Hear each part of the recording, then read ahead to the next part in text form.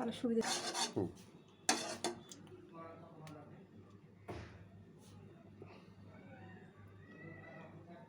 দেখি হচ্ছে নাকি। এটা কি হচ্ছে?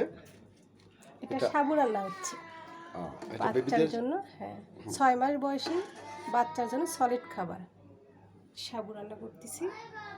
তারপর এর সাথে একটু খেজুর মিক্সড করব। তো এটা কি কি করা হচ্ছে এখন? এখন সাবু সিদ্ধ করে নিচ্ছি।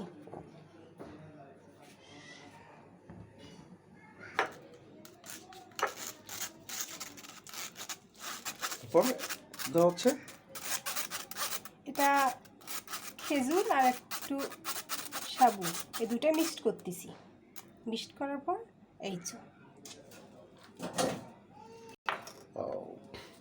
সিদ্ধ করার পরে ওটা ওই নেটটা দিয়ে এই নেটে রেখে এটাতে সাবুদানাগুলি ম্যাশ করা হলো এবং খেজুরটি ম্যাশ করা হলো।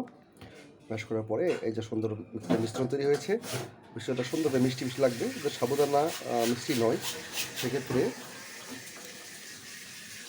এখন এই আমাদের এই খেজুর দেওয়া মিষ্টির জন্য এখন মিষ্টি হয়েছে। এখন ইনশাল্লাহ বাচ্চাকে খাওয়ালে অনেক সুন্দর পুষ্টি এবং ভিটামিন পাবে।